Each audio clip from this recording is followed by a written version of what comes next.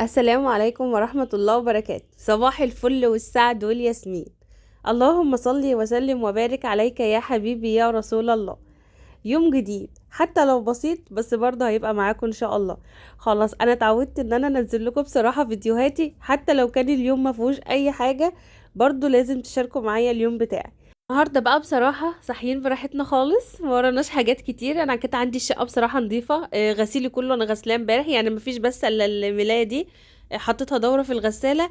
يعني مفيش الا الأوضة الكبيرة بس اللي غيرت الملاية بتاعتها وكنست الشقة بالمكنس. وكده كانت الدنيا عندي كلها نظيفة. المهم بقى جه ميعاد الاكل. هو بصراحه انا يعني نظفت الاوضه وبقيت الشقه، وكنت قعدت بقى ذاكرت لبنوتي شويه، يعني الرياضه بقى يا جماعه، يعني دخلنا في الوقت اللي هو البدل ضايع، عارفين انتوا الوقت البدل ضايع.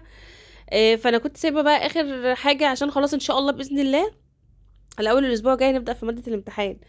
فانا ماسكه بقى الاسبوع ده تفنيشات المواد كلها بقى، يعني مثلا درس رياضه لسه ما نذاكرش، درس دراسات لسه ما ذاكرش، فماشيين على كده. خدي بالك، اجتهدي بقى اليومين دول قوي مع اولادك علشان هم يعتبروا الاساس بقى كله، يعني فاهمين انتوا اللي الترم كله تقريبا واقف عليه.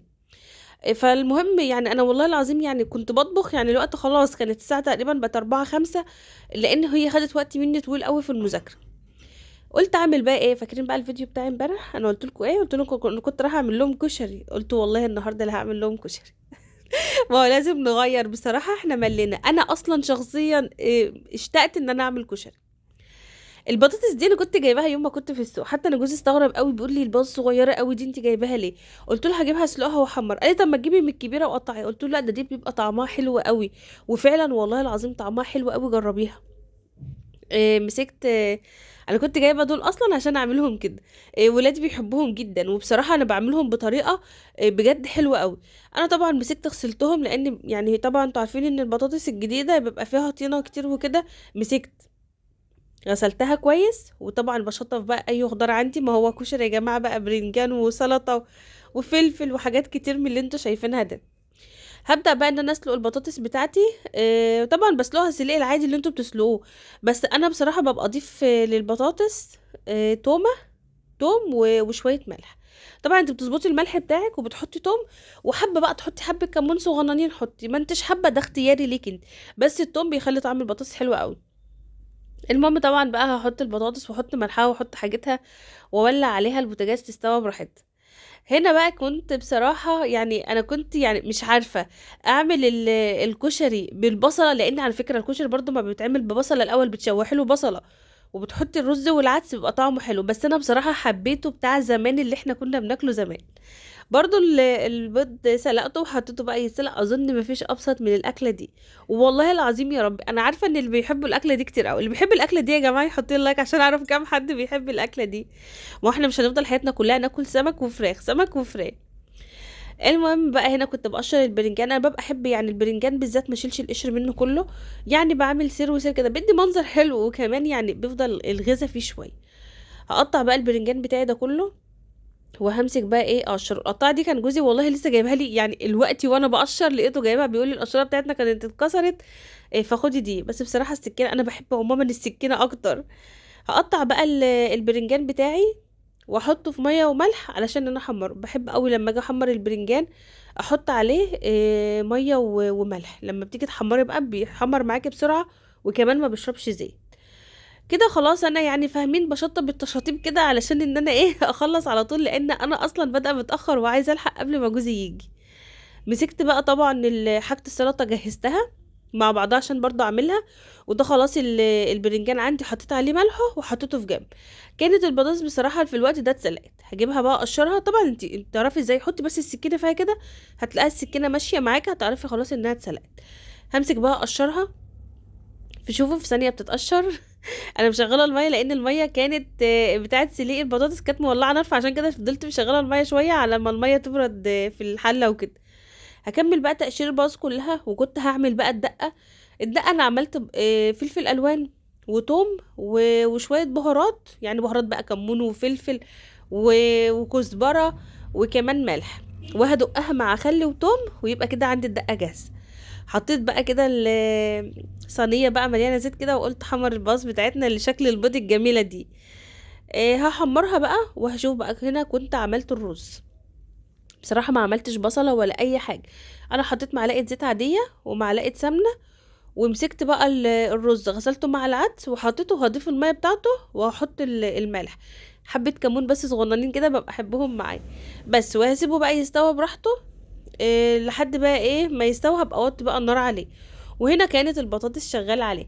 طبعا انا في الوقت ده ببقى اخد فترات اروح هناك اسمع لاولادي وارجع تاني، ما هو اليومين دولت بقى يومين ضغط ومذاكره، هنعمل ايه؟ الحمد لله ربنا ينجحهم جميعا يا رب. هنا بقى كانت الرز شرب الميه، بقوم بقى إيه مقلباه، اسمها شقيه يعني مقلباه، وهحطه بقى على نار هاديه عشان يتردد، لان طبعا هو لسه ما استواش السوا الكامل.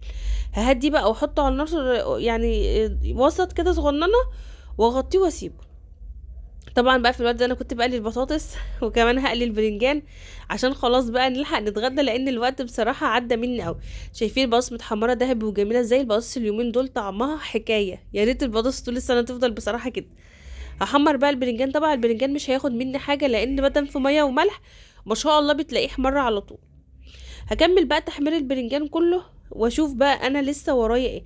خلاص هو كده تقريبا يا دوبك بقى هنغرف الاكل عشان نتغدى، لان انا اصلا كان جوزي جاب صراحه، حتى هو قال لي انت اتاخرتي ليه، قلت له والله مذاكره ولادك هي اللي معطلاني عن كل حاجه. هنا بقى هغرف بقى الاكل. بصوا، احلى اكله والله يا رب، انا حاسه ان انا اكلت فعلا. إيه عارفين ان انتوا الحاجه اما تاكليها تحسي ان انت خفيفه. إيه اكله خفيفه واكله حلوه وتدفي كمان والله. يعني احنا حطيناها اكلنا وخدت لي بقى كوبايه الشاي كده، وبصراحه قاعده مية مية. هكمل بقى. طبعا انا غرفت طبقين، يعني ما حبيتش بقى نغرف لكل واحد طبق وكده، ساعات بتشتاقي ان كلكم تتلموا في طبق واحد تاكلوا فيه.